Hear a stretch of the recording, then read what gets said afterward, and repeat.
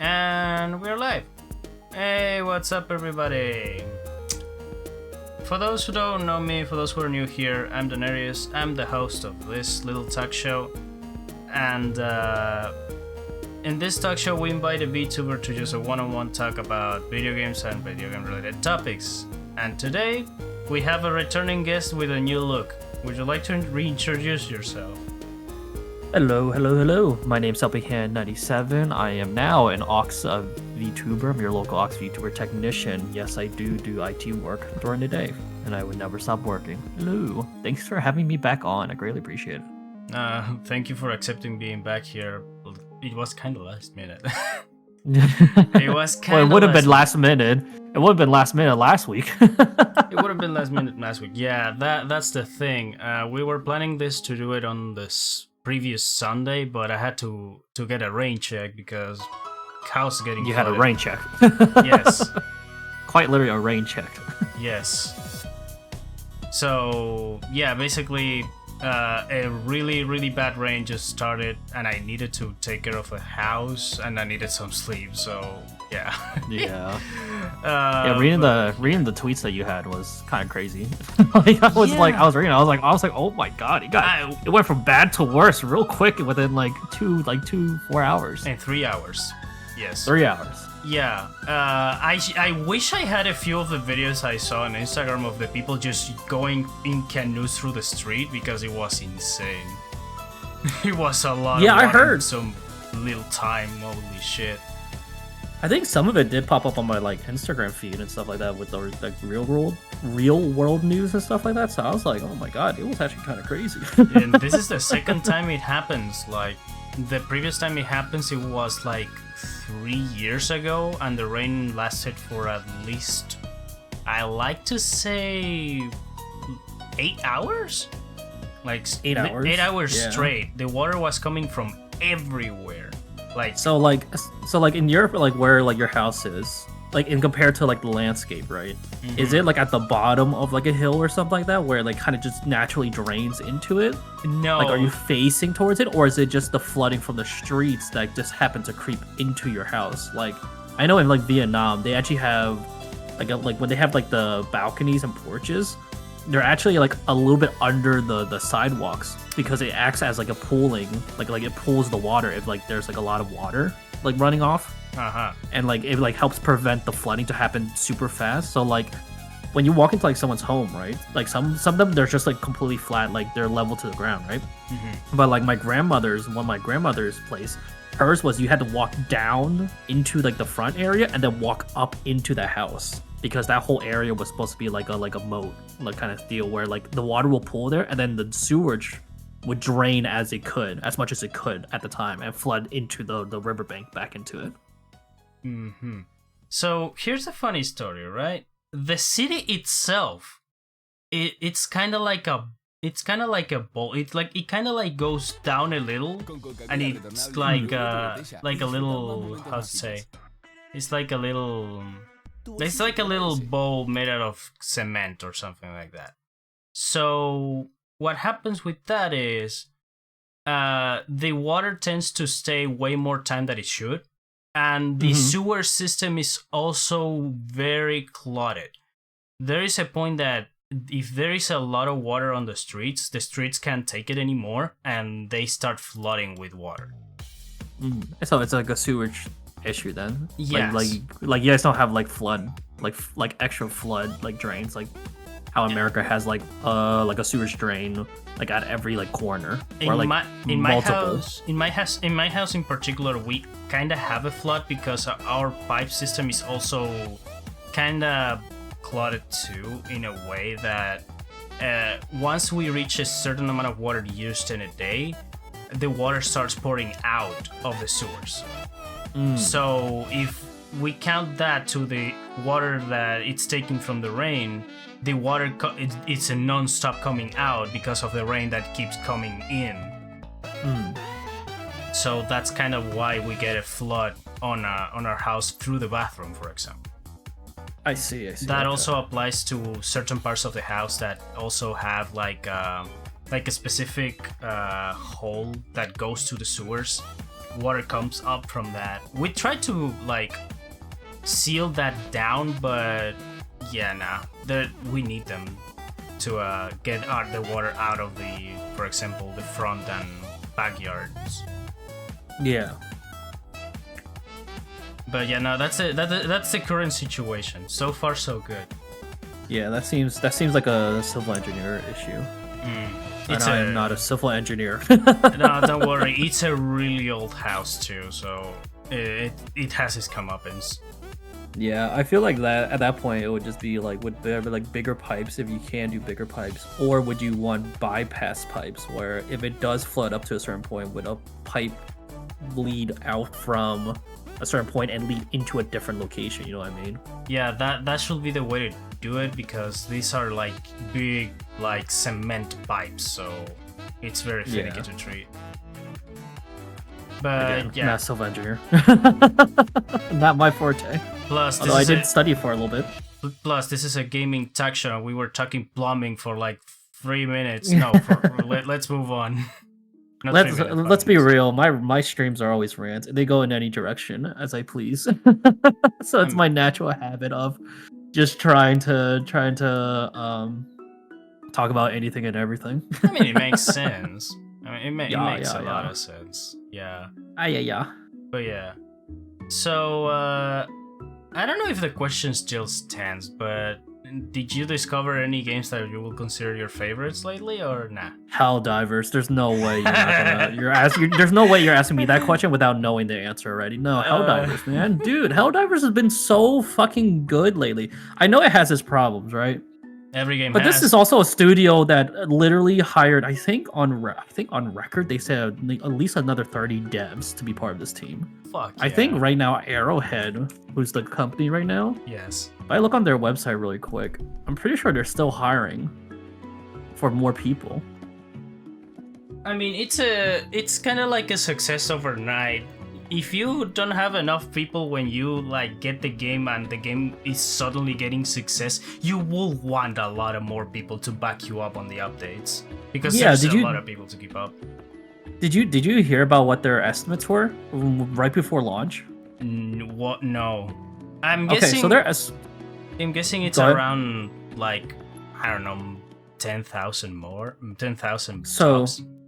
So here's the thing: the original game, the original Helldivers, on average, had about Helldivers 1, which was a top-down shooter. Yes. Like old retro style, like top-down shooter in 2015. Their peak game, like peak, player base was 3,000 people across all platforms. Mm-hmm. Their initial thought of this game, even through Sony, was 10,000 across both platforms, both PlayStation and PC. Oh, so I was right. The fuck? Yes. You know what day one launch numbers were? I'm guessing they were at 328,000 players. Good lord. And they only had enough server space for technically only 10,000. They estimate for 10,000. Sony had to step in, let them use their servers as temporary ones, and then over the course of the period of time, they would allow players to play and join, because they would never thought they would ever hit like a massive, like player base like that. Wow. And honestly, like overnight, people were complaining about the servers and stuff like that. That I was like, bros, they hit like 300%. Higher, like not even 3,000% higher than what they were estimating. Oh yeah, I was about to say they literally pull up a Fall Guys, because Fall Guys was kind of the exact same situation. They released the game, they had at least 1,000% more of players they ever expected it to be, and the servers were crashing left and right. Yeah, and it's one of those things where people were complaining about it. I was like, guys, clearly, I know for a fact that the player base does not give a shit about whether or not, like, how the back end works. But people were like, oh, just put more servers up there. I was like, you guys have no idea. When you say server, that doesn't mean shit for anyone in IT. That does not mean shit. I could get a server and it'll be a server, but it's not going to be a gaming server. It'll just be like a normal standard like Switch. Which is like the stuff that like powers like your internet, like your modem at home would be considered a internet switch because it has multiple ports and it does whatever, and that is still considered a server under like a normal jurisdiction, under like the actual like terminology of the game, like in the IT world, it would still be considered a server. Yeah. So like yeah, the game is crazy. They just had a big update on it recently too, where they finally gave us mechs. Because we finally achieved all the stuff. Yeah, it's fucking sick, dude. And I saw those mechs, dude. They pull up an avatar there. Let's go. The only thing I liked from those movies. Fuck yeah. Dude, they definitely remind me of Titanfall. Like low key, they definitely remind me, especially the way that it drops and lands and it just pops up there. It's so fucking good. I literally look at it, I'm like, this is the mechs dropping is literally the my Titanfall 3. I've been talking about wanting Titanfall 3 for the longest time now. This will probably, I'll be like, you know what, I'll take this. Whatever this is, I'm taking this. It's so fucking good. I fucking love Helldivers. I wasn't, okay, real talk, and I know this is gonna piss you off. Nah, just shoot it. I was not a big fan of Deep Rock Galactic. Nah, you're the fine. gameplay loop was not that fun. I totally understand where the hype was. Helldivers is what I really wanted. What's fun is that... the style. I'm going to piss you off because when You're not a fan of Helldivers. No. When Helldivers released, I always I thought it was just this is just Deep Rock Galactic on the surface. Like this is and that's fine. I thought it too. Yeah, but this is more like action-oriented DRG. Like you have to kill this stuff. You don't have to focus on a secondary objective there. You know. Yeah, but here's the thing. I looked at this game, I went, okay, did I have fun with Deep Rock Galactic, right? And I went, okay, yes, I did technically have fun. I did enjoy the fact that me and my friends can load up in different classes and just go and do objectives, right? The part that Deep Rock Galactic kind of sucked was that you were always in basically the same location. You are always underground, which is part of the gameplay. That's the part of the fun, is that you're always underground. You don't see anything.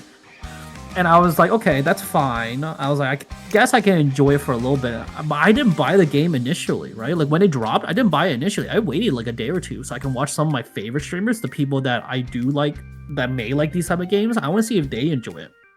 And the buzz was so quick. As soon as I saw that Hellbomb explosion and how pretty it fucking looked, which is like, do you know what Hellbomb? You played the game, right?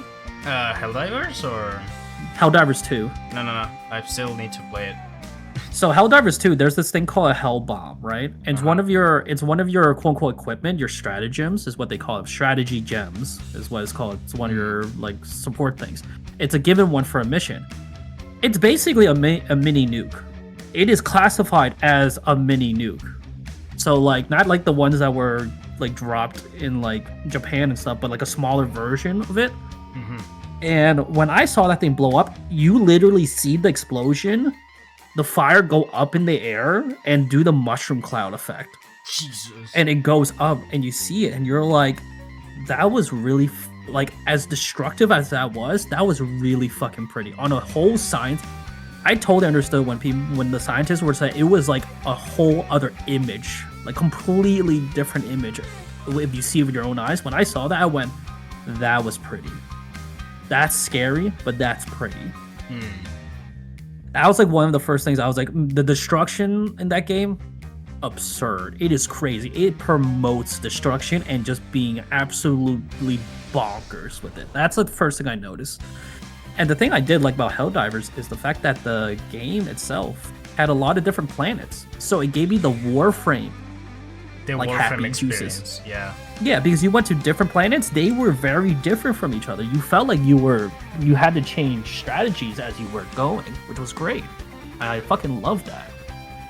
I'm guessing every single planet has a different type of enemy, right? Or it's just an invasion of bugs? No. So there's two. So as of right now, there's two enemies. We have the automatons, which are the robots, which are like basically Terminator, and then we have the Terminids, which are the bugs, which are like the Star Trooper bugs, basically. And we have two fronts. There's rumors because in the first Helldiver there were three different factions that you had to fight against. So we're waiting to see what the third one is, and people are speculating that there might be a fourth or fifth one possibly joining the fray. So we'll be fighting on multiple fronts as Super Earth.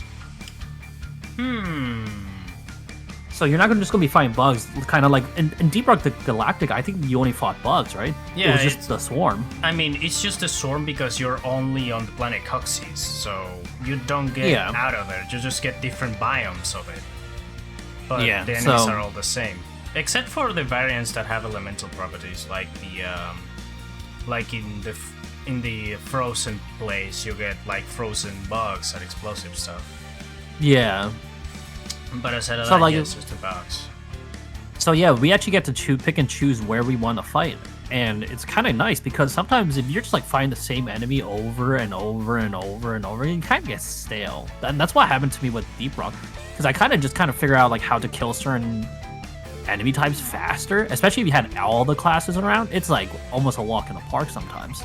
The only thing you had to do is make sure you just didn't get caught in like a bad situation, realistically. Hell, if you play it on solo, like, I argue Deep Rock Galactic, it's two different experiences in one game, one on solo, one in multiplayer. If you play on solo, you don't have to worry about too much unless you're going on higher difficulties. Yeah. And Helldivers is like, even playing at like what they would consider medium, you kind of have to like watch your back. Like, you have to like kind of keep your head on a bit of a swivel. Because like, all the enemies can detect you, right? At some point, they will detect you. If you in the game, it literally states that if you make too much noise, they will send reinforcements to that location, whatever it would be for like whichever type, right? Like the mechs, they would do airdrops, like airship drops, and for the bugs, they'll just call like bug tunnels, like to like at your location. So you're like, you kind of have to like be careful. And Deep Rock, I kind of felt like in certain areas of the maps, it will automatically trigger like an event. You know what I mean? It's not in certain areas of the map, it's certain amount of time passed. Times, right? Yeah. So you can kind of like estimate that, right? You can kind of like figure that out. And in Helldivers too, you also have like over time, they'll just send more and more reinforcements. Like they'll just get larger and larger quantities, kind of like to force you out. You know what I mean?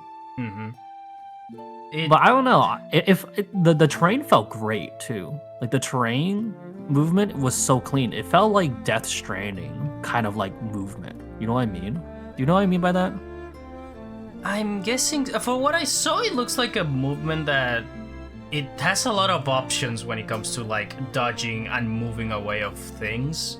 It's kind of interesting. And the fact that you can actually slide shot from a cliff and just land safely, it's just wow. Well, I wouldn't say safely now. You do take fall damage. you do take fall damage, and you can't actually injure yourself enough that you actually start limping if you're not careful.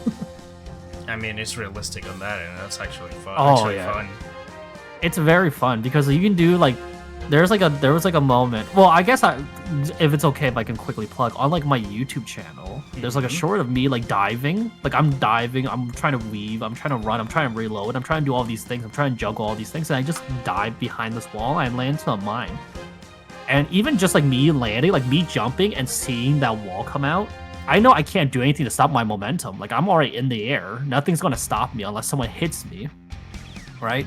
Right. And in like Deep Rock Galactic, I don't think that you couldn't like do that type of stuff. Like the movement wasn't like there. It didn't feel. In Deep Rock Galactic, the difference with the movement is you're depending on your dwarf. Like your dwarf has different methods of mobility through the terrain. Like the gunner has the zip line, the scout has this grappling hook, the engineer has the platforms, and the driller has the drills. So you depend on which dwarf you pick for the movement you get. Unlike Warframe, for example, that every Warframe can do everything like bullet jump, double jump, wall jumps and stuff like that. Everybody can do that, but they also have, depending on the Warframe, mobility options on their abilities. Like because there's like slight variance because some Warframes will have like some of them are speedier than others, and so they have like better like dodge abilities, right? If I remember correctly. There is, for example, one Warframe that is literally just the fastest Warframe there is. Like, you run like a bullet train. There is also others that either transform themselves into something that it's untouchable and they just can move through things. Yeah. Or they can teleport in certain ways, but yeah. Okay. There is mobility options on abilities, but most of the time you're going to use the thing that everybody has, which is just jumping, bullet jumping, and running.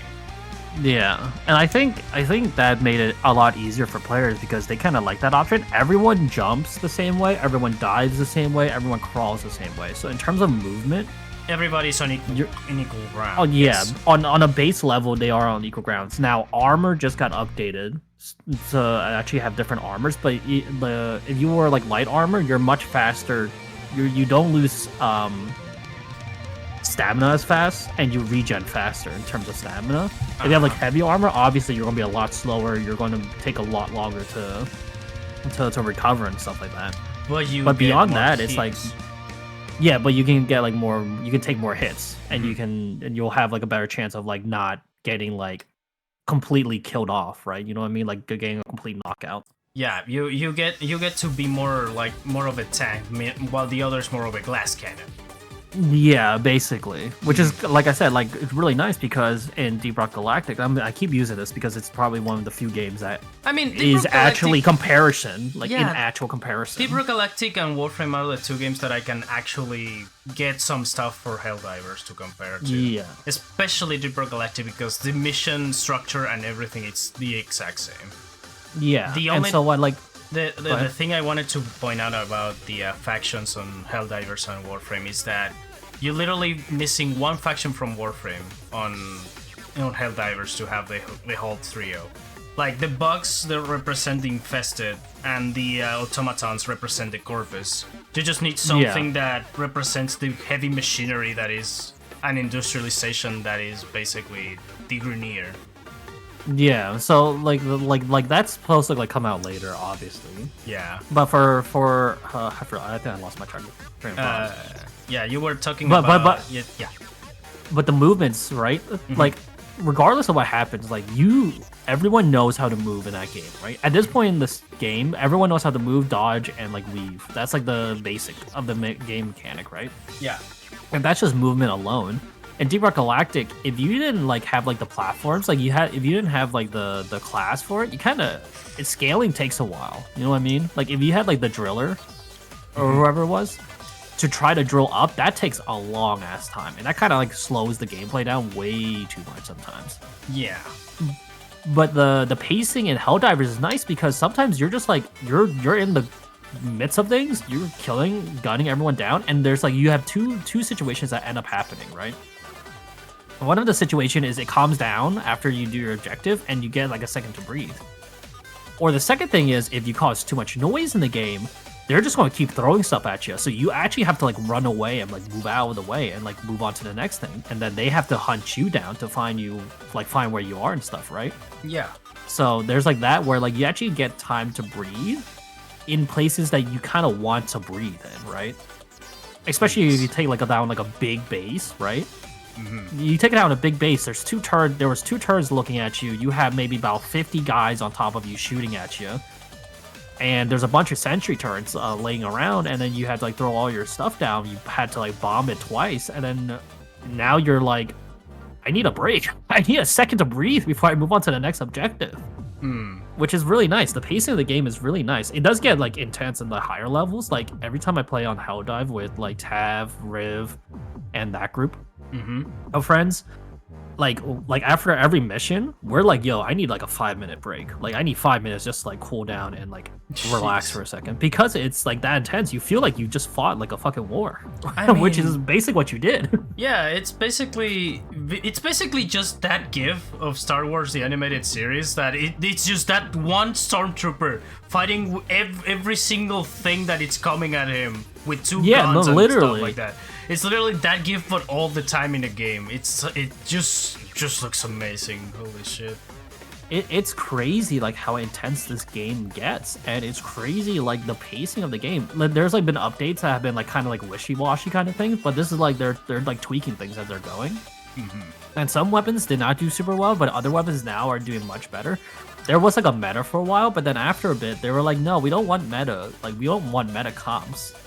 Like, you bring in the weapons you are good with, and pray to God you brought the right ones. like you know what you're like the when we get to pick our like stuff at the right before the mission starts. Mm-hmm. Like you have to sit there and deliberate. Like, what kind of mission is this? How many bases are we going after? And like, what's the difficulty, right? Right. Before this update, it was just railgun, shield, and then just larger bombs, right? But now they're like, no, we're not doing that anymore. We're changing this. And everyone's like, uh-oh, I don't know how to play the other styles. And I'm like, haha, losers. I never liked playing meta. And now and the company literally says they're anti-meta. Like, we're not, every weapon is good for certain things, right? Yeah, every weapon has its purpose and a different mission, so yeah. Yeah, and it's not like a one-time, like, you're not going to use it only for this one situation. You're going to use it pretty frequently enough that you can actually, like, handle it all. So, it's, like, really, really fun, honestly. Yeah, use the flamethrower on the bugs, not on the robots. It's that easy. Yeah, and here's the thing. The flamethrower does work on the robots. It takes a little bit longer, but it still works. Like, if you bring up their flamethrower, yeah, you're fine. You can cause some problem, like mayhem, but... But still, it's going to take a little bit more time than the bugs. Yeah, you're gonna have to figure out, because you're now getting shot at. The bugs have to go into melee range with you to like do most damage, right? Most of the bugs, but for the robots, they're just gonna shoot you from a distance. You're gonna have to walk up to them. Yeah, and do it. So that's why you need really a cool. railgun. Yeah, not even a railgun. You just need to. You need like a grenade launcher sometimes. And I found the grenade launcher is the only weapon that is like super versatile, but it kind of sucks because it doesn't do a lot of damage. But it does what it needs to do for like super like other location or other enemies. A grenade launcher not doing too much damage doesn't sound very fun.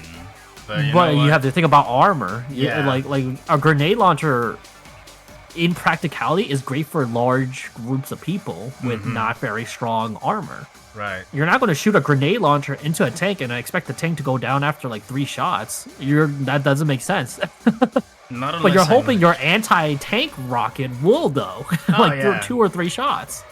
Mm-hmm. Okay, if the anti-tank rocket launcher doesn't do it, then that tank is unbeatable at this point. Yeah, and then now you have a bigger problem. Guess what? In higher difficulties, it takes more than a couple shots to take down a tank. Because those things are super reinforced, and you need weapons that are straight up just armor piercing. Jesus. Yeah, so like you actually have to like think about it.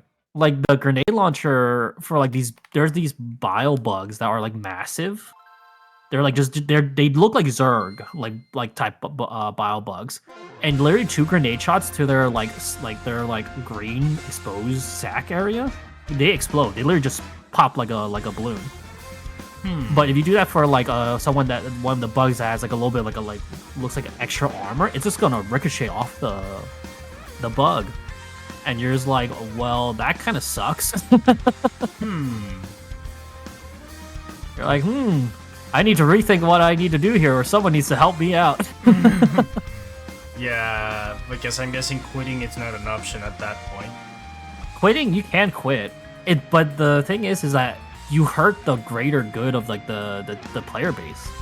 Oh right, I keep forgetting that they do this thing that if you don't progress on your missions, there's consequences to it to the larger scale of the game. Yeah, so the player base learned that before the first update because people were XP grinding really hard. But here's the thing. So you have these things called campaigns, right? Uh-huh. And they could go anywhere from 1 mission to like 3 missions, right? Uh-huh. If you don't complete that campaign, it is mission failed.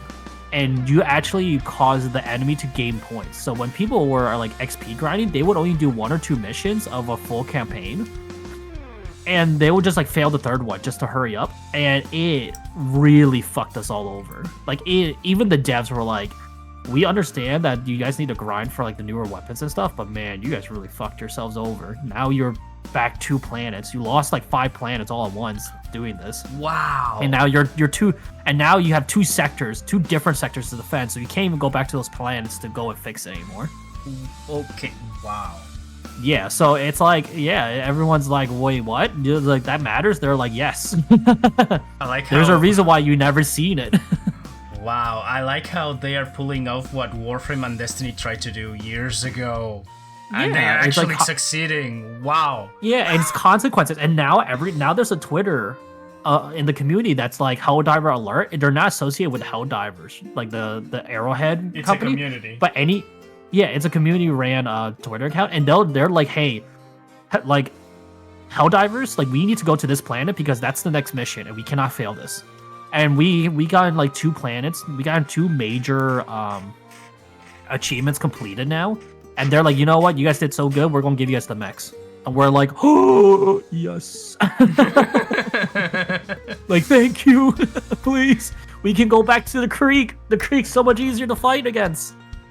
Okay, I have a question that... Go ahead. It might be some of the more useless question there is, but...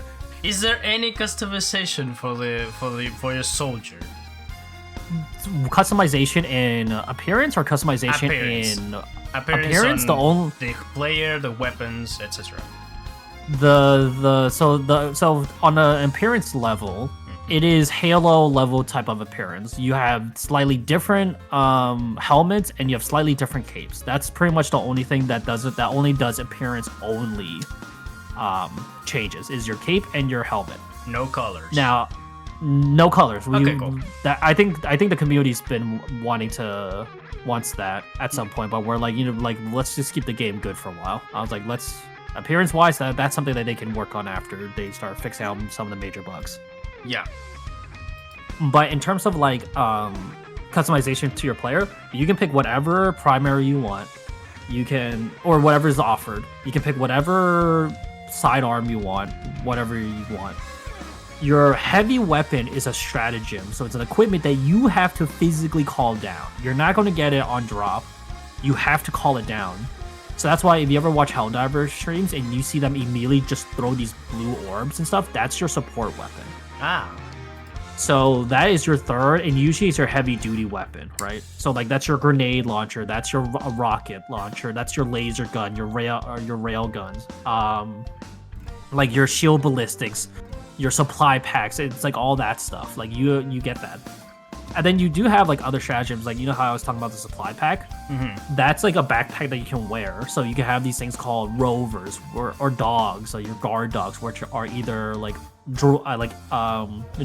drone-based weapons, either hooked up with like an actual assault rifle, your standard issue assault rifle, or like your laser cannon that you can have. And they're 2 separate equipment, so you have to pick which one over the other. Uh-huh. You have shield backpacks, you have ballistic shields, which sits as a backpack on your equipment. And then in terms of like armor, like I said earlier, you have medium, you have light, medium, and heavy. Obviously, there's more medium than heavy and light right now. But that's just like, there's like slight variations. And the thing about them too, those armors, they actually have slightly different perks on them. So you can have 2 of the same medium armor. Or so you have 2 medium armors, and they'll each have slightly different perks, and they will look physically different. So when you look at someone's armor, you know which armor they have if you played long enough and know enough about it. Then like, oh, if this guy has like this one looks like a green and looks like it has a medic pack, that means he has 2 extra stims. But if he has the orange band, like shoulder pads and like shoulder like stomach plate, it means he's an engineer, so that means he has 2 extra grenades. So like if we need to throw grenades, he's the guy that should be throwing them because he has the most. And stuff like that. So like there's like slight appearances and stuff. And in terms of that, that's all you basically get. You only get helmet and cape are appearance only. But then, armor is physical changes to your actual armor, class and stuff. Okay, so you need to change your armor based on what you're equipped, so it's easy to identify in the middle of a chaos. Makes sense. You can, or just playstyle. They prefer playstyle wise. So like if you're someone that takes a lot of damage and take a lot of heat, there's armor that is like, hey, you get like 30% reduced detection by enemies. So, but then if you're, go ahead. So you have to you can choose between two things if you take a lot of damage regularly. You can either stealth up or armor up. Like you get reduced damage per se. Yeah, or like one of the heavy armors actually has a thing that says you do not take lethal damage, as in anything that would like break your legs or break your arms, which also cause massive issues for your player if you don't have like the stims to counter it, will actually, like, if you get headshot, if you don't have the right armor, you get headshotted, you actually will just die, like right then. You just fold right then and there. So like there's armor that actually stops lethal damage from being actually lethal, and you only take what is supposed to be like the normal amount of damage. But if you take that armor, like that body plate, you can't take any other body plate. You're like you're stuck with that heavy armor, no lethal damage.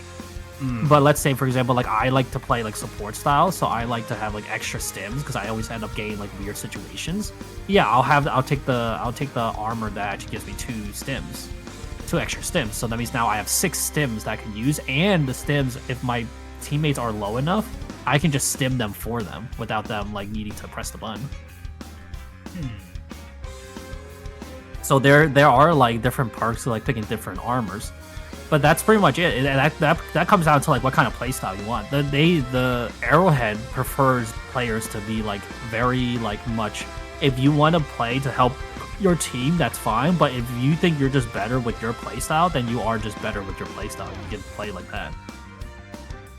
You know what I mean? Yeah. I mean, so it suit yourself, basically. Yeah, literally suit yourself up, like however you want to play. Oh, that's nice. Yeah. And then like you have your weapons and stuff like that. That's all customization. And then you can bring like your heavy weapons and stuff, which is also very nice. And that's the part where most people actually start, talking like, hey, I'm like, for me, I'm gonna bring my 500 kilogram bomb.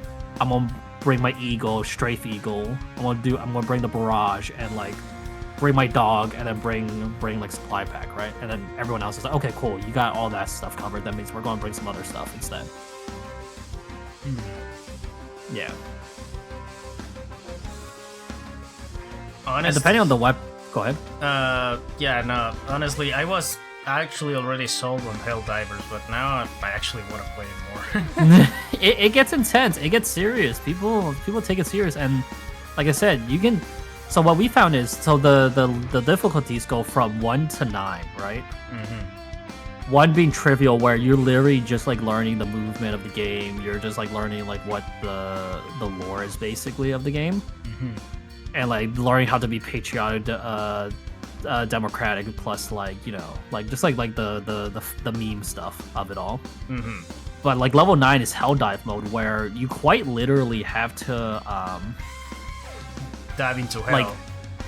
You're literally in hell. Like all the big bosses that you normally would see maybe once or twice in the other levels or difficulties, you see them frequently enough that they become regulars.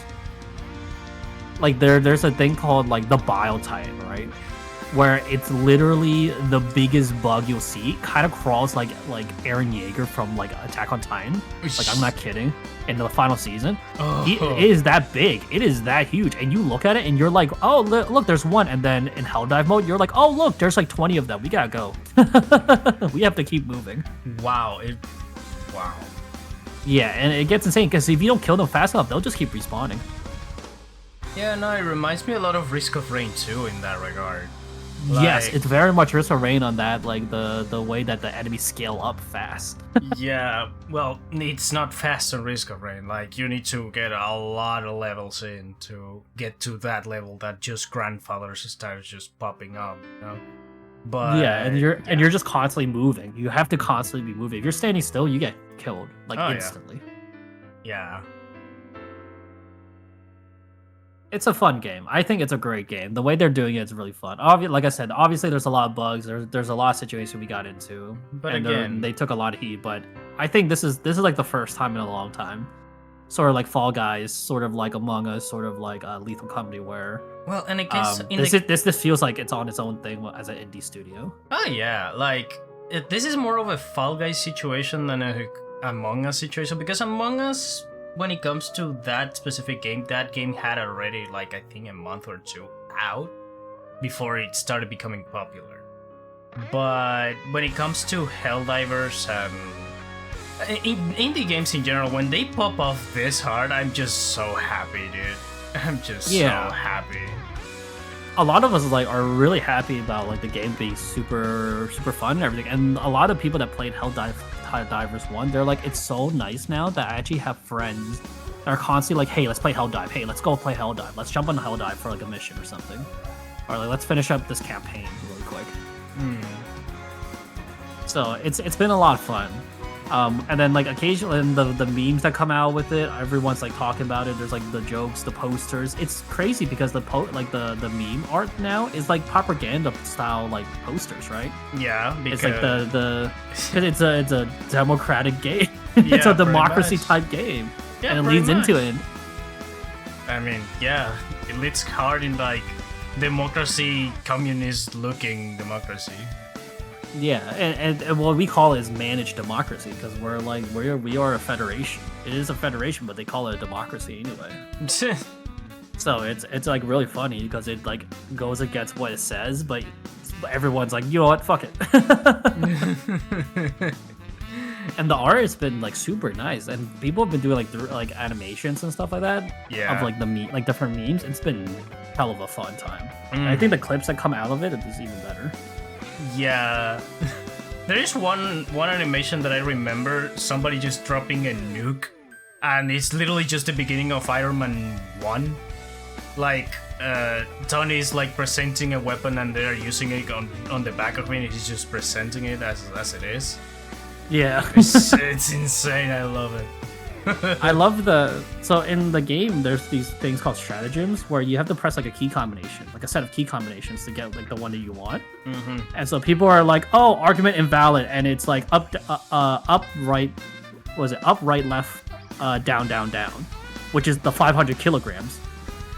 Or they're like, hey, this is they're like, oh, conversation got serious, and then they have that like in the arrow combination, and everyone's like, that's a 500 kilo. 500 kilos dropping.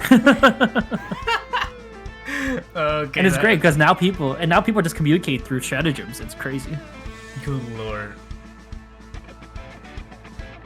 But that game does get intense. Like it's as casual as you want it to be, even on the lower levels, like super fucking casual.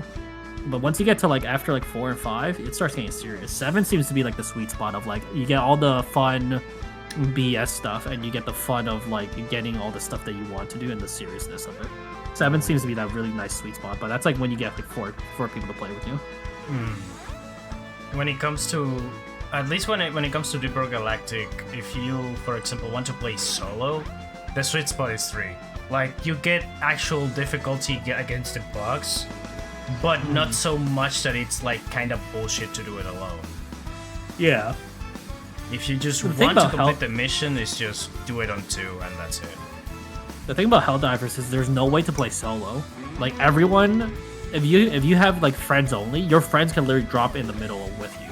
Like if you want to do a solo run really quick for like whatever reason, there's no solo mode. Right. Which kind of sucks. It's and I think some of the community mode. members want to. Yeah, it's only friends only, and they can join whenever. You don't have to hit accept. They just immediately drop in with you, and you're like, oh, I guess I'm playing with a friend now. I mean, yeah. I used to use the friends only mode to play some solo Warframe missions before I knew there was a solo mode. So it kind of works like that, and yeah.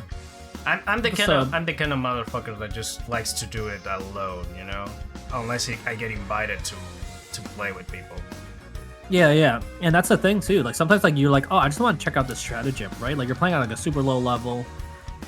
You want to learn how like this stratagem works, or like if it like fits your playstyle or anything like that. And sometimes you have a friend that drops in, they're like, yo, why are you playing on a low level? I was like, I was meant to play by myself right now. Like I was just testing this shit out. Yeah, I'm just testing shit out. Yeah, so like you don't actually get that luxury of like just testing, which is kind of I think would also be kind of nice if they had like a training area, like you can like deploy into a training area. But I think it will pull away from actual gameplay where you're like, oh, if I'm gonna try to figure out this weapon or like this like equipment, I'm gonna go at a low level, but I'm still gonna do my like part of the war kind of thing. It will be nice to have the option to it though, like I don't know, I or something. You had the tutorial, but even then, they're like, if you realistically speaking, I think it'll be a waste of space kind of thing, because at the end of the day, you can choose the difficulty. Like you can choose to go at super low difficulties, where it's like almost brain dead, kind of like you don't need to like know, or you don't need to play at a super crazy level to enjoy the game. You can play at a stupid level, like a super low level, just to test things out, and that's what like I usually do. Can you complete campaigns on those lower levels? Yeah. So you still get the missions, and it. Okay. Yeah, so you get like missions there. At like 3 and 4, you get like 2 missions for a campaign, and once you complete those campaigns, it still gets added to the group. So it's not like, oh, you need to be at a certain level to be part of the war effort. You can like still be part of the war effort, even if you're just testing out equipment stuff. Okay, so you can kill 2 birds with 1 stone. Cool. Correct, and that's why I was like, even people were like asking for it. I was like, it doesn't really realistically make sense. It's more efficient to not have it, actually. Yeah, it was a little bit more efficient, because then okay, I want to use this new stratagem. But if you're in a group of 4 already, you're like, oh yeah, I can just play at a higher level and figure it out. We can just drop down like 1 or 2 levels just to take it easier for me to like learn, and then we go back up when we feel like it. But if you're in the middle of like a campaign and stuff, it's a little bit harder to do. That's why we kind of need that solo mode where it's like, okay, I need to go at the lower levels, start a campaign at a lower level, and just like run through it until I learn how to do the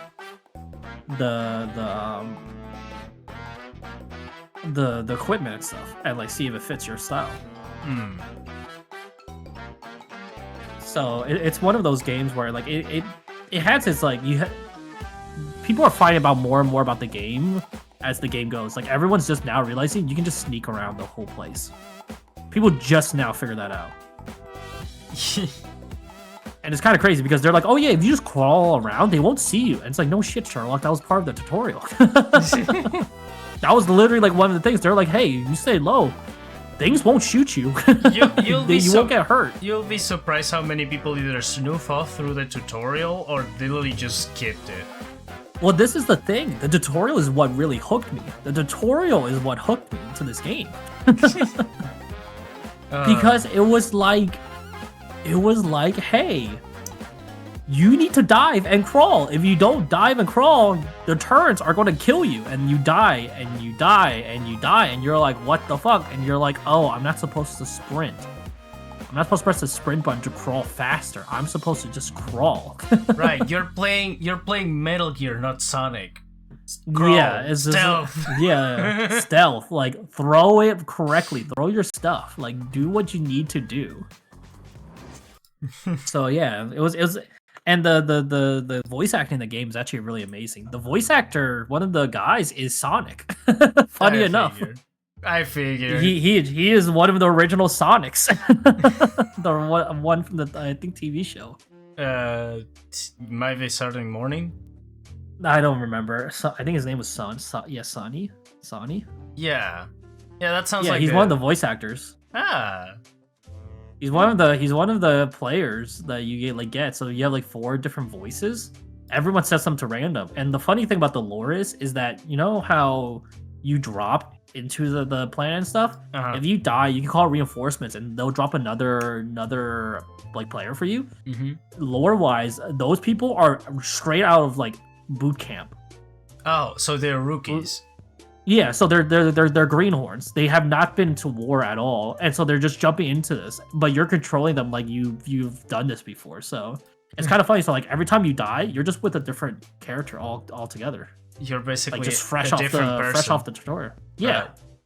Wow.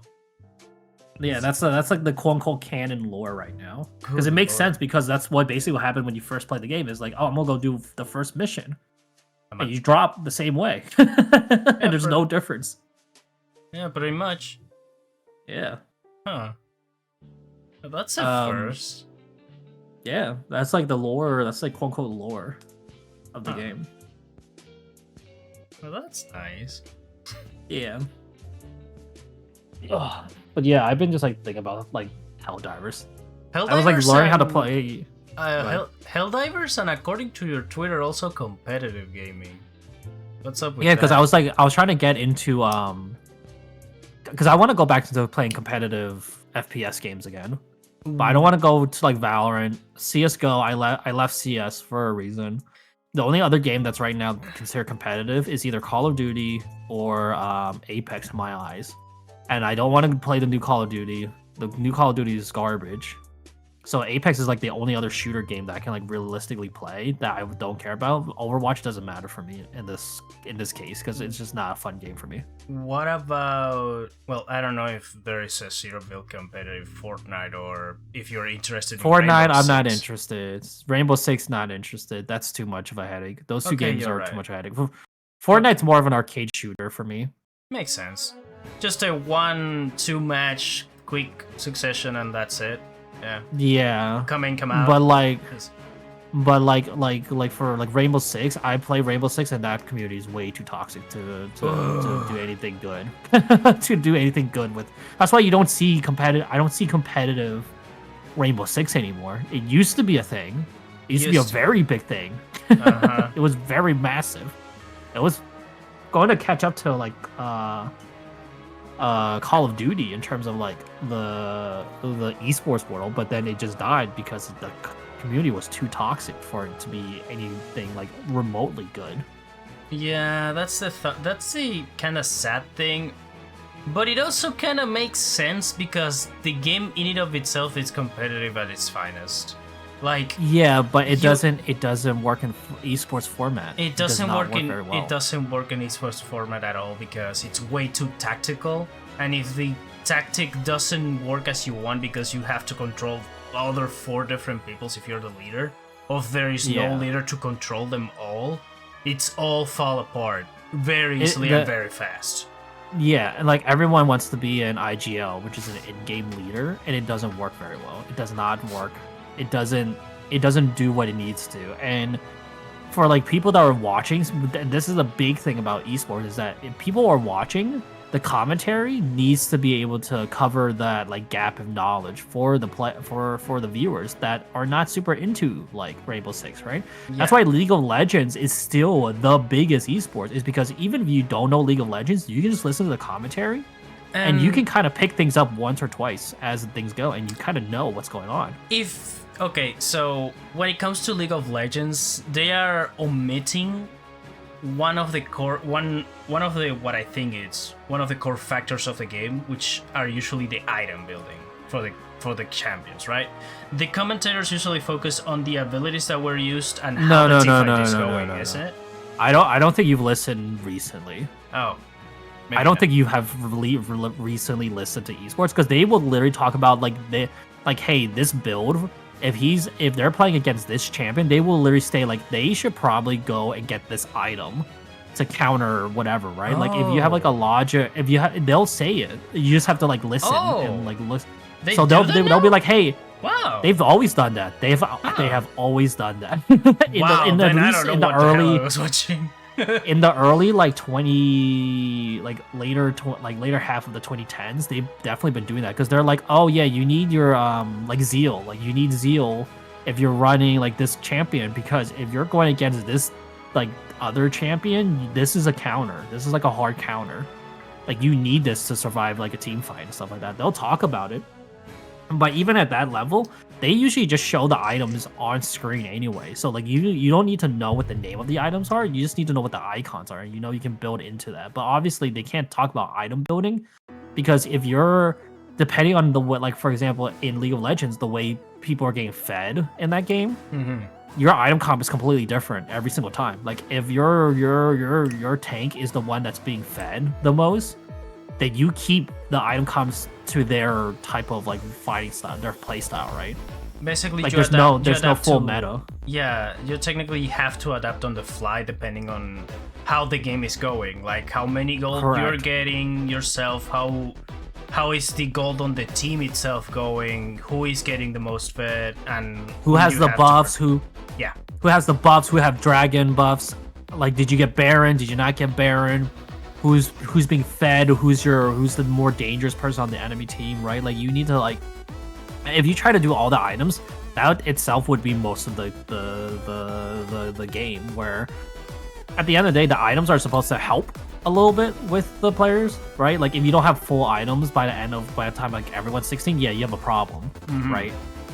But like if you're like at the beginning, it's like you don't really the beginning part's always the same. You get potions, you get trinkets, you get your basic like movement, and you get your basic like damage thing. Yeah. And then around like 10, 15, like when everyone starts like cascading into like the different item comps. Like some things you might have to sell, some things you have to buy, or you have to like drop on their turret to get like turret bonus and stuff like that. There's like a lot of it, but I think that's why they prefer the like they do talk about the items occasionally, but sometimes they'll mainly focus on and the because on the macro level, that's what really matters. On the micro level is the items, which doesn't really matter that much. Yeah, that sounds about right.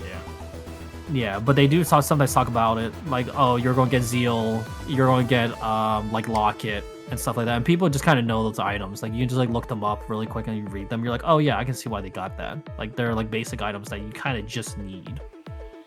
Like, stopwatch and stuff like that, they'll just call it out. Oh, that sounds... So... Okay, I don't know what the hell I was hearing, because the last time... When was the last time you have listened? When was the last time? Either 2015 or 2016 Worlds. Yeah, you're way behind. I'm way behind because I usually don't watch esports stuff. Back when I was like into League of Legends around that time, I kind of watched it because some of the builds were super interesting. Like Misfortune support was a new thing back then. Yeah. Misfortune Ashe bot lane, for example. I was a really dedicated ADC at the time too, so I wanted to try it out. And, yeah.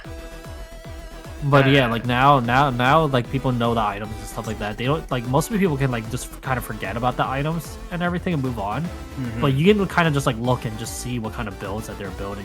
And if you already know the items pretty well, you kind of already know what they're building into, kind of thing, right? Like, you know, like some items like you had to get like the full items, right?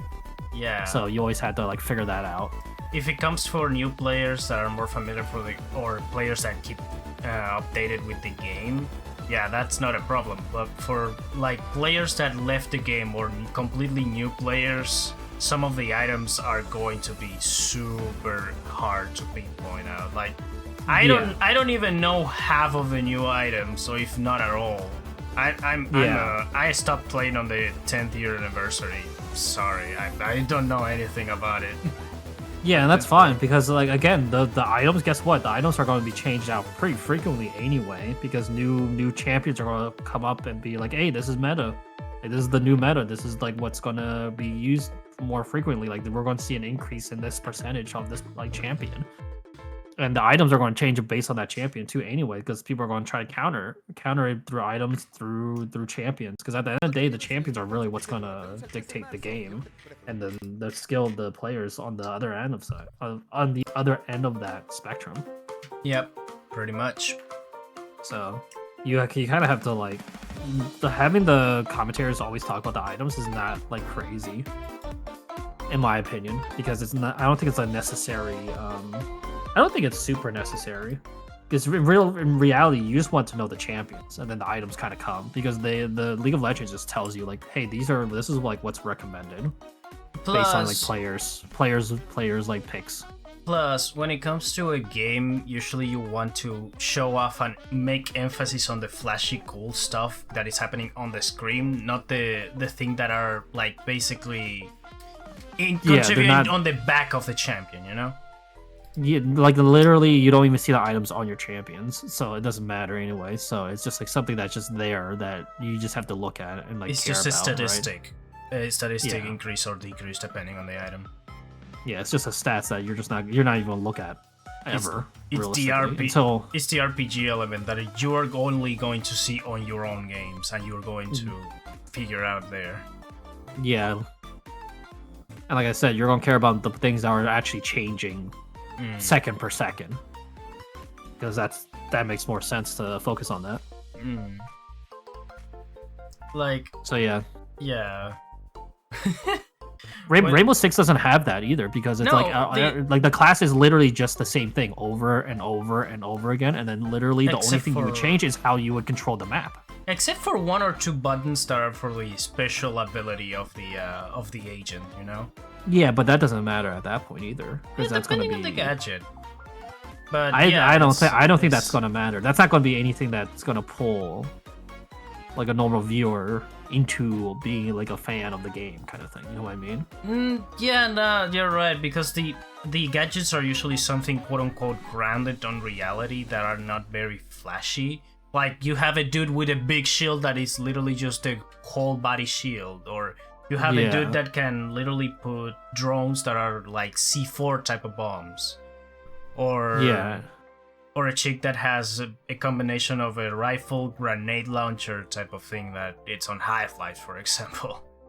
Yeah, and in comparison to like, let's say Apex, you have a girl that literally vortexes her way through fucking space and time to meet her at the other end, and it's literally like, what the fuck was that?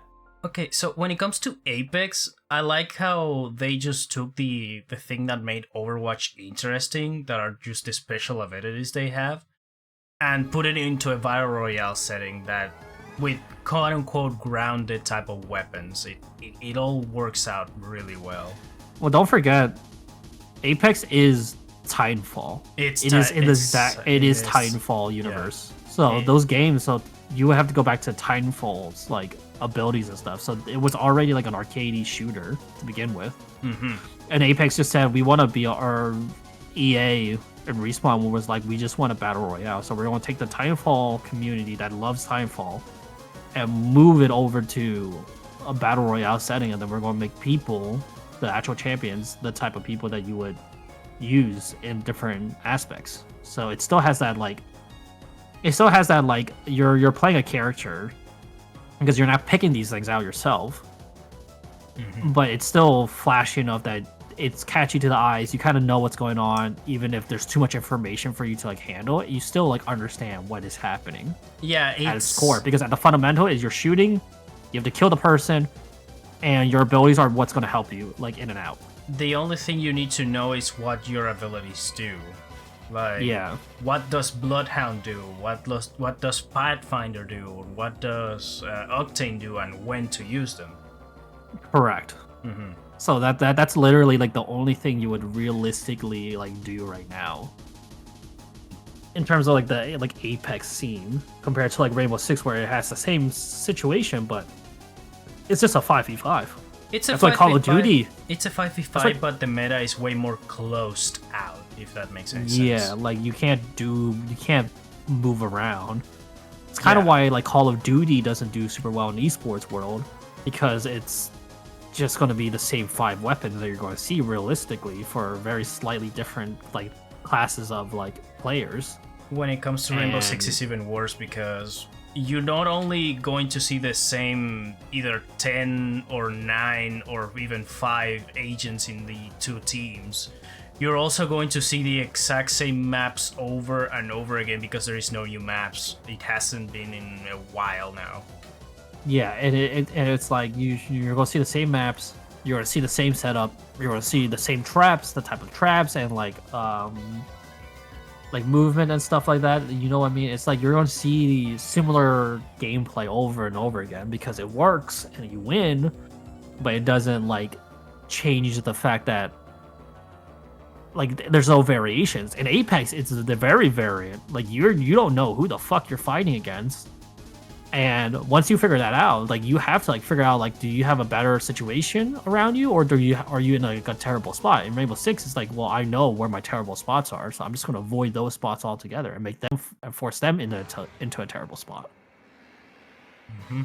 CS like Counter-Strike does it pretty nicely because you kind of get the little slight variations because you have different smokes and you have different and like different flashes, different weapons call for different situations. Like you have like variations, but sometimes it's just sometimes even in CS it's the same thing. You see it once, you see it probably 1,000 times more. CS when it comes to Counter-Strike, I like to think of it like a race. Like it's a race of who gets to manage their money the best and who gets to just prioritize the buying of the AMP, which is usually the best option you have to one kill everybody. Well, that's not even that. It's like it really comes down to money management. Yeah. At its core, because you can run technically you can run without an opper like at all. Mm-hmm. But it is better to have at least one op on your side because you then have control on like very like lane focused like maps, right? Mm-hmm.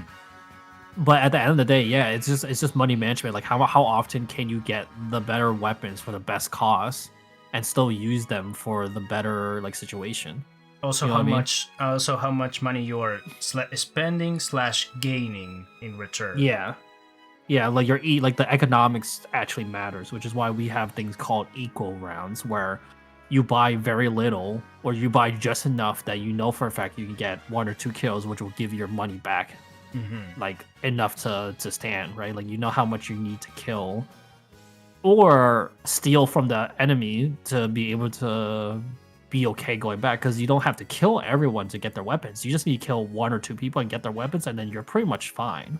Yeah, and as long as those people stay alive, you are good because you will have those weapons next round, kind of thing. Right, you grab the enemy weapon and you just respawn the next round with that weapon equipped. Yeah, as long as you don't die. Yeah. Makes sense. That's why Valorant and CS got compared, because they're basically the same type of game. The only thing is difference is CS is grounded by reality. Valorant is arcadey, a little bit more on the arcadey side. It's more of a hero shooter type of thing mixed up with Counter-Strike. Yeah. And that's why Valorant gets a little bit of a leg up, because it's a flashy, you know what's going on, and you get like a really decent idea of like, hey, this is how this is going to go. And you're going to figure out like, hey, this is also like whatchamacallit? Like if you see these type of champions or you see these type of legends, you're going to see it play out a certain way a few extra times, but sometimes you'll see it get changed up because you got information from the previous rounds that you're like, hey, I think I could win this fight one-on-one kind of thing. So like in the competitive scene, you kind of get those variations. If you get variations with a little bit of flashiness, they usually tend to do really, really fucking well. Mm-hmm. But yeah, the competitive scene with some games are usually kind of interesting depending on the game.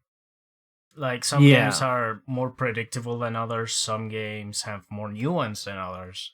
And when it comes to competitive, usually it's two completely separate worlds compared to the casual experience of the game. Yeah. And if it's too flashy and if it's like too much nuances, most people get overwhelmed. Mm-hmm. But if you get like the normal state, like kind of like the staler version where you can kind of figure out like how it's going to play out, people get bored. So you actually the fun factor is really what's like stopping a lot of people from getting to the competitive scene. Yeah. What's funny is that you know me. I am not a competitive type of guy. I'm more of I'm going to play a few games in and then I'm out, or if I have friends playing, I'm playing with them a little bit and then I'm out. I am not a competitive guy, right? But when I tell you that I'm literally interested and hooked up to an actual tournament to watch, and I actually can pull off what it's on that specific tournament, because they're doing what basically every single player can do and have done in the game already. That connection, when they connect both the competitive and casual audience skill set, that's super hard to do, but when it's done, it's great. I don't know how to explain it. Like, the majority of people in the gaming sphere are casual. Whether people like it to say that or not, the majority of people are casual players. They can only play a couple of times a day, and they have to kind of move on, right? The competitive scene, in my mind, are the competitive players where they're like, I want to get better and better and better and better and play at like a higher and higher and higher level and keep going to that like sort of like situation where they can actually like almost outperform their friends, right? So like that's the hard part about like trying to go a little bit more competitive, is that you actually have to run into those other people that are on the competitive scene. And honestly, sometimes you can't play with your friends that get super competitive unless they are down to do the exact same thing, or for the most part to do the same thing. Because if you're gonna be competitive, you need to be around those people that are also competitive, and that want to get like better and better and better. So yeah, you actually have to like start playing solo and grind the living hell out of it. Learn a lot. Like you have to put a lot of hours to just learn every single nuance you can, every single strategy you can, just so you can outperform everybody that you can. Yeah, so you need to become that 0.05% of the player base. Like you don't, not even that. It's just like you just kind of have to have that mentality of like, I'm gonna try and get better and better and better, right? Like it's not even like you don't have to be that 0.05, right? Like you just have to have that competitive edge and the willingness to like kind of like quote unquote leave your friends behind kind of thing. Like a lot of my friends who were League of Legends players, they had to leave me behind because I was too much of a casual that they couldn't grow as a player, and I was fine with that too. But it's the same thing going back the other way for like me for FPS games. Not a lot of people can play FPS games, and not a lot of people can handle the constant like information that you're supposed to gain in the middle of like playing an FPS game. That there's just too much information. Like games like Overwatch, when I play Overwatch, I don't get overwhelmed by anything of what's happening around us. I do not. I know exactly what's happening 90% of the time. The 10% I do get lost is when I either get turned around or something just went catastrophically wrong. I just don't know how to recover from it. I mean, yeah. There is a point in Overwatch that you are way too familiar with everybody. Like, you know what everybody does. And once you know that, you're just, oh, Reinhardt is charging? I'm Cassidy? Grenade. That's all. Yeah, like, you just kind of you have those instincts that just kick in, and you're like, okay, done. Yeah, basically, you know what you need to do, how to counter it or how to react to it. It's kind of funny and kind of fun doing that, but at the same time, if you play more than 2 or 5 games, yeah, that gets boring. Yeah. Hey, Gecko guys, that's a good one. Yeah, gaming muscles kick in. Yeah, you get like a natural instinct, right? Yeah. Like if I ever hear like a flashbang, my instincts is to turn my mouse in a direction away from that flashbang. Even if I don't see it, I'm just going to turn my mouse and look at a wall. Because it's probably going to be the way that's just going to save me, right? And that goes across all different types of like games. Yeah. Valorant flashes are the same thing as like CS:GO flashes for me. I just look away. I need to look away. Hell, that can be applied to every single competitive game you can think of. Like on League of Legends, you know when you hear, let's say, you see the Nocturne ult be activated, you know you need to either wait out under a turret or put some traps in so you don't get like jumped in by Nocturne, or hell, you just need to wait and see what happens. Or you know you have Galio coming in and you either try to get out of the circle Galio is going to impact in, or you either prepare some traps to fight them on, depending on what you have. Yeah, and yeah, you get like Rengar's like heartbeat, or you get like what's the wolf guy? The wolf guy, Warwick. Warwick, like you see his Warwick, you see the blood trail. You're like, I need to get the fuck out of here. Oh, the blood trail. Yeah, you're like, I need to fucking recall right now. I need to either. We're gonna get fucking ganked, right? Yeah. And the other thing is about in competitive game is that there's certain terminology that only works for certain games, right? Yeah, you have you have the lingo for the game. Yeah. Yeah, you have your slang for the game. Where like if I say gank, any League of Legends player knows exactly what I'm talking about. Like, we're ganking mid, and everyone's like, we're going mid, and we're jumping them. Quite literally, we are jumping them. But if I told you, like, smoke, like, Tetris, every CSGO player knows exactly which spot I'm talking about. Hell, we have like, in Mirage, B side, by the stairwell, there's a thing called Tetris. You fucking smoke that shit off.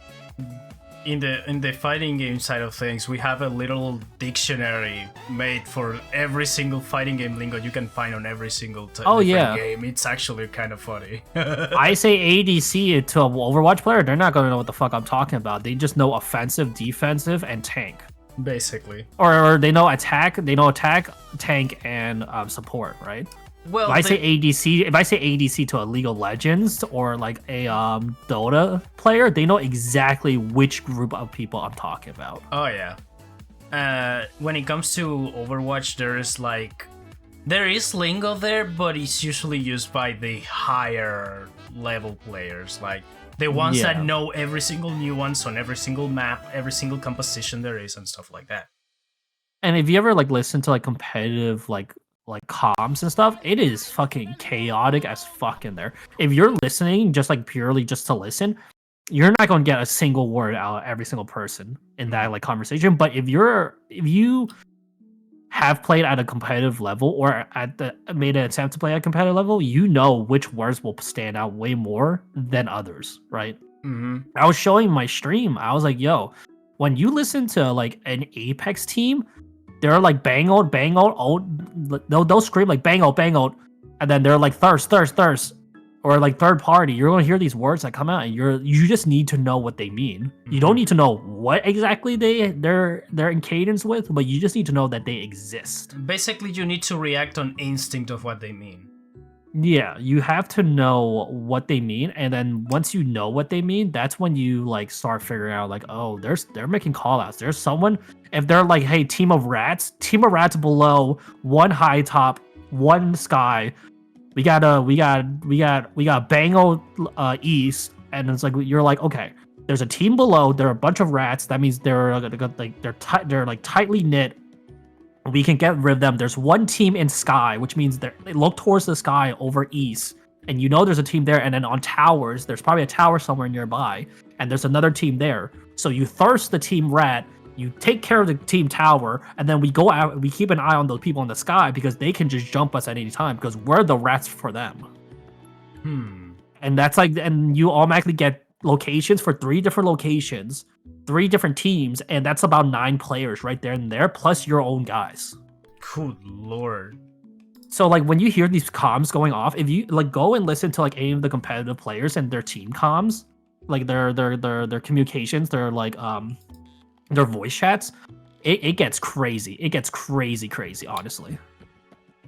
And you just have to like understand what is happening, right? Even in League of Legends, when you hear those voice comms, they get fucking chaotic. And here's the thing: one of the people in that team is the in-game leader. Every information that goes in, they need to understand exactly what everyone's calling for. Oh yeah.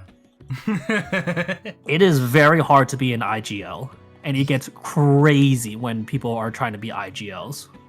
Yeah, I like how different games have different lingo, but in some games are used in a completely different context. For example, you are on a competitive team-based shooting game, right? You have to have those knowledge of the lingo on point, so you can actually just communicate faster to your team.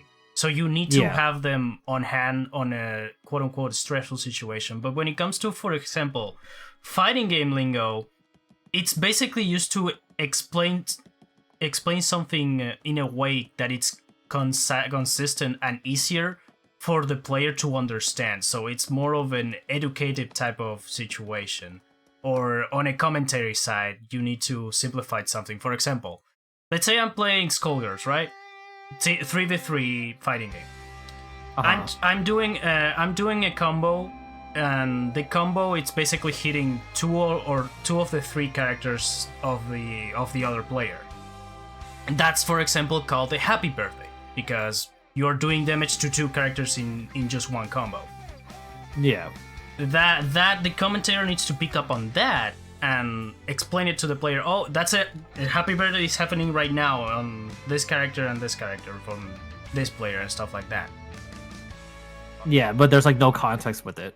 It's no context with it. It's just Like, a way to explain it fast, because it's a fast-paced fighting game. You need to react fast and commentate fast on it. Yeah, like if you told someone that's like never seen a Smash game before, and you're like, "Hey, he just like wave dash edge guard into a lair," and everyone's like, "What the fuck does that even mean?"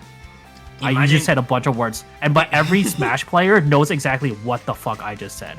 Imagine, but then there's like the small stuff where it's like wombo combo. Everyone's like, "Oh, I know what wombo combo is," because that's a meme that it's well. Yeah, it's a known meme. at this point. Yeah, but if I told you like, that he fucking wave dashed into edge guard and layered him off the stage, everyone's like, what the fuck does that mean? Every Smash player, they're like, wow, that was a crazy play. That was crazy. Well, you see the thing on screen and you see Fox jumping from one edge to the other in less than a second and see, that's cool. Yeah, and he just fucking kicks him off screen. You're like, well, that was, what the fuck just happened there? Every Smash player, they're like, holy shit, that was crazy. And the fighting game dictionary has the sex kick as one of the terms for Fox kicks, so yeah. Yeah, imagine saying that in the middle of a tournament.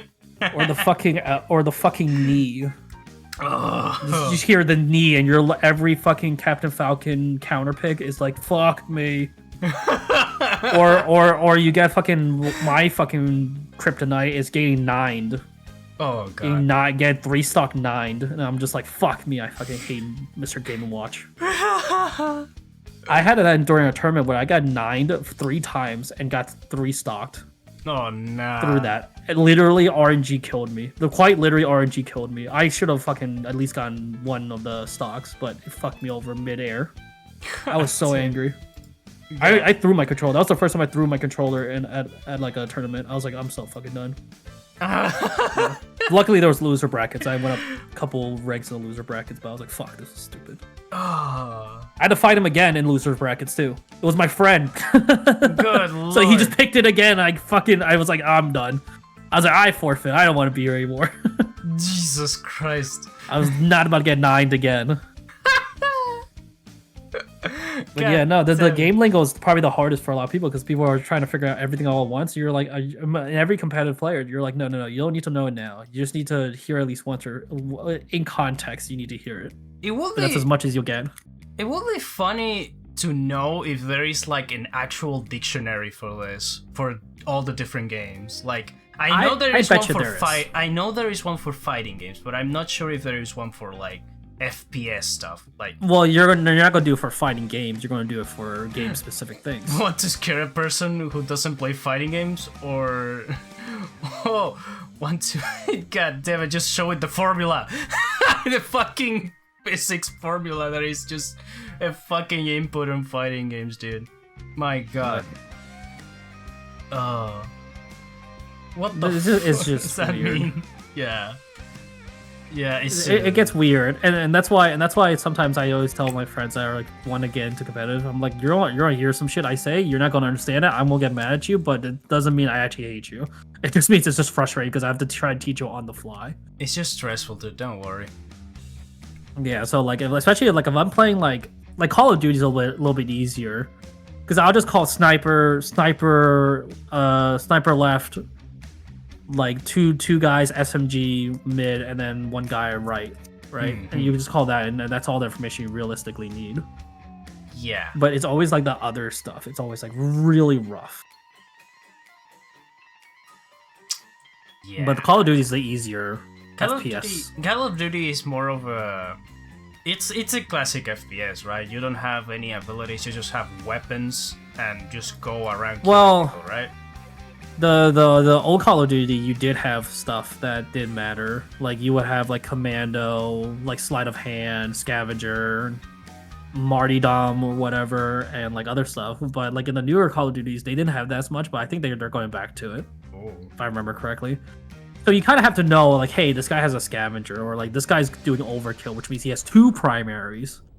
And you have to like deal with that, where it's like, oh, he has a sniper. No, he might have overkill, so you don't know if he has a sniper or an SMG with him. The only indication that you will have is when you're close enough that you can see his back and see what he's holding, like on his back, if he has if he has a weapon on his back or not. But even at that point, you don't even care about that. You just care about like your positioning and like what are you holding like really well and stuff. Yeah. So it does get pretty fucking brutal after a bit. I mean that's a case for like almost every single competitive scenario you can think of, but yeah. Yeah, and the crazy thing is that depending on, like I said, like depending on the FPS game, you're gonna have different situations for the same thing sometimes, and they will actually be called slightly different. So it's always like you just gotta like figure out like if is it worth enough for you to learn the exact lingo, or is it better just for you to like kind of just like learn as you go kind of situation? Like do you have to learn it right then and there, or are you gonna learn it over time? Like in CSGO, you need to know the map callouts, so you need to know that right from the get-go as much as you can. But if you can't learn it on the fly, it's gonna like hinder the team so much. I will say for most casuals, you'll end up learning as you go. Yeah, I mean, and that's fine. That's how it works, yeah. But like if you want to be a competitive, like no, you need to learn right then and there. Like you need it. Like it needs to be committed to memory kind of situation as best as you can. I mean, if you're in the situation that you're playing casually regularly, you will end up just with that knowledge on point. Like you but have that knowledge fresh, but you need to actually commit to it if you want to go. But that's the thing, that sometimes you can't like sometimes you. What was I gonna say? Sometimes some casual players that want to go competitive, they end up realizing they actually have to learn stuff, which is what off-puts a lot of people. It's like, well, I want to play a game to play a game. Right. But I want to play competitive because I want to play at a higher level. It's like, well, you gotta pick it's one or the other. Like you have to forfeit one or the other. If you're going to be competitive gamer, you're going to be a competitive player, you need to learn. But the learning curve is going to change depending on like what kind of game it is, right? Like League of Legends, you're just going to constantly be learning. Like there's no way you're not going to stop learning. There's 120 champions now, or legends. You're going to have to deal with it. But in like Valorant, learning the agents and stuff like that, you can pretty much pick that up within like 7 to like 20 games, for example, depending on like how fast of a learner you are. Yeah, it's a dedicated grind. You have to dedicate to the grind, and you actually have to enjoy the grind at some like level. Yeah, like the grind has to feel like you're just playing the game, like you're just chilling out, you know, in a way, not completely like that, because you're absorbing knowledge every game you have, you know. Yeah, and that's why like I know for facts like games like Helldiver is very chaotic. But if you are like bred and born under the like chaotic like games like FPS, like competitive FPS games, oh, it's super fucking easy. Like you like it does not take me more than like 5 minutes to like figure out like, oh, this is just like crazy shit. I mean, yeah, I'm a Warframe player. I will know that horde games are usually very fun if you have the correct weapons and builds and stuff like that. Yeah, like it's crazy that like gaming, like gaming across the board, you can definitely just bring stuff from one location, like from one type of game to another type of game, and it like once you learn that like group of games, you can pretty much figure it out as you like just like learn the slight nuances of a game. Yeah, because for like me, like if I jump into any FPS game, it does not take me more than like 2 or 3 matches to figure out one, if I like the game, 2, if I am going to keep playing, and 3, if the lingo or like the the cadence of the game is gonna be something that I'm gonna have to like relearn, right? Like the lingo and everything, it should not be that different. Right.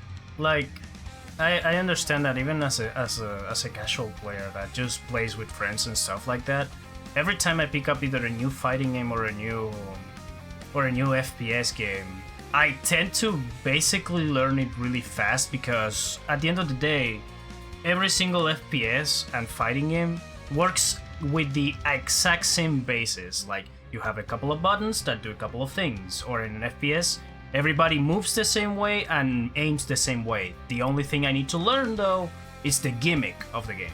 Like, what makes this game special and how the maps work, for example. And for me, that like, you know, like plays FPS games, sometimes there's like default hotkeys. I can just tell whether or not the game was meant to be played on like PC, for example, right? Because they'll, for like whatever reason, some people, G should always be grenade. G should always be grenade. Shift should always be sprint. WASD should be your movement, and then everything else is just a gimmick. Those are like your like 1, 2, 3, 4, 5, 6 buttons that you need to. Oh, and spaces to jump, vault, or like whatever. But it really throws it off when your interact button is either E or F. Whatever reason, we went to E and F. And I don't know why. E is such an easier key to hit, because if you try to hit F, you're gonna fucking throw a grenade if you misclick. If you're gonna misclick E, that's on you. What's funny mentioning the letter F, right? I was playing Halo last night. I was trying out OG Combat Evolved Halo in Master Chief Collection. Yeah. And the default key for the grenade was actually F. Yeah, it doesn't make sense, and that's fine because Halo was Xbox. It totally is fine. Like Halo gets like that's how I know if an FPS game was meant for like controller versus PC, because PC standards now at the very least is G. It should be G. E and F is interact. WASD is up and down. Shift should be sprint. Control should be like crouch.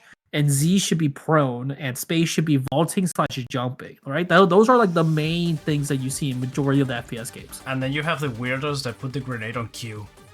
Yeah, and that's fine. And if the game defaults to Q, that's weird. But if a player puts it on Q, that was their choice. Oh. And I don't care how that works out, because if F is your interact, then yeah, I would like Q to be my grenade because I won't hit it by accident. Nothing's worse than when you're trying to open a fucking door and you accidentally throw a grenade. That is like one of the worst time. You're just like, why is that even? Why are those two keys next to each other?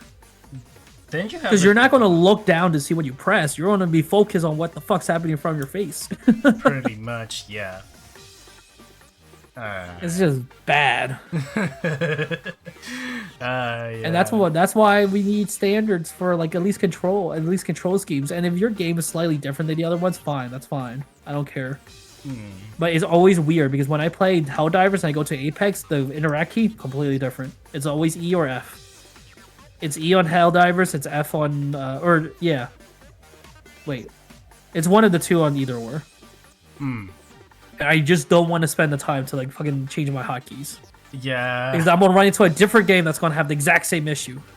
It's every time we change like a game from one game to another, we still have the chip of the previous game we played in. So our controllers are just, the fuck am I doing? Yeah, and it's just not good. It's not good, but it's funny when it happens. Unless you're literally straight up, as soon as you launch the game, you enter a competitive game, then it's not fun. Well, yeah, that's why you always do a fucking warm-up match, because you gotta get used to, like, your muscles need to readjust itself. Yeah, you need to change the chip. Yeah, it's just like, sometimes, that's why when I play Apex, I sometimes just immediately just go into, like, I don't even go into like a match. I just go into the training area so I can remember what the fucking interact key is. Oh, yeah. And that's all I need. I just need that like 10 minutes of just going into the training area, going into the whatchamacallit, to the training like range. the aim, yeah, the shooting range, and Yeah. just remember how everything feels again. Mm-hmm. Because again, if I want to go super competitive, like pro competitive, that game has to be my life. That game has to be my life. Has to be my day in day out kind of situation. Whether I like it or not, it has to be. Yeah, basically just dedicate to the game every single free time you have. Yeah. And it just doesn't make sense if it's any other way. Mm-hmm. Yeah. Well, I think we had a good time here. I think it's time for us to wrap up. Now the question is, are you going to stream like literally right after we finish here, or do you want? No, I'm probably going to shower and like, and maybe get some more food because I ate right before this, but I'm still kind of hungry. Okay. Do you have anyone you would like to raid? Cody's playing Helldivers 2 right now. Look, alright. Aka's playing Minecraft right now. I think Aka maybe. Maybe Aka. Aka's doing log stream. Honestly, let's go with Aka. I haven't raided him in a while. Might as well do. Okay. Let's do this. Okay, so let me copy this, and that's it. Okay. Well, I think we had a good time here. Thank you again for being here. Yeah, no problem. Thank you for reaching out and like asking me to do this again. It was great. Yeah, it's been a while. it's been a minute. Yeah, the last time you were here, you were a chicken. Now that chicken is on the closet. Yeah, I digi-evolved. Yeah. As crazy as Digi Evolution gets, yeah. Yeah, that's exactly how Digimon works. Go from bird to human. To a bird-human ox. The next evolution is going to be a mechanized ox. I'm just gonna be a gun. I'm gonna be a Helldiver gun. Yes. But yeah, thank you again for accepting me here. It's been a blast talking about democracy and competitive. Yeah, I don't usually get a chance to talk about competitive gaming because, like I said, not a lot of people get into it. They get confused and get overwhelmed. And it's like it kind of sucks because it's literally how I grew up playing video games, especially FPS games specifically. I mean, it's fun to talk about it, but when it comes to experience it, yeah, that's a completely different field. Yeah, and like again, it's like one of my favorite things is get into a competitive game, get into like screaming matches, and just like getting super toxic with it. Sometimes it feels great. It feels great once in a while. Yeah, yeah, it does. I have to admit, even I have my competitive itch every once in a while, you know? Yeah, so let's just want to thrash some kids around and you're like, alright, it's time to game up. Yup. Yeah. I guess that's it for me. I'll be seeing you guys on the next week. Oh wait, no, tomorrow maybe. I need to stream tomorrow. And as for next week, stay tuned on Twitter because I'm going to reveal the next guest too there. Outside of that, I think that's it. Be seeing you guys on the other side. Bye.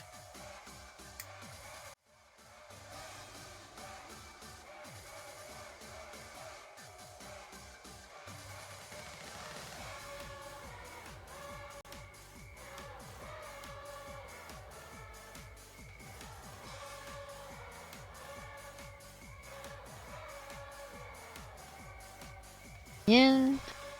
And then there's place everywhere.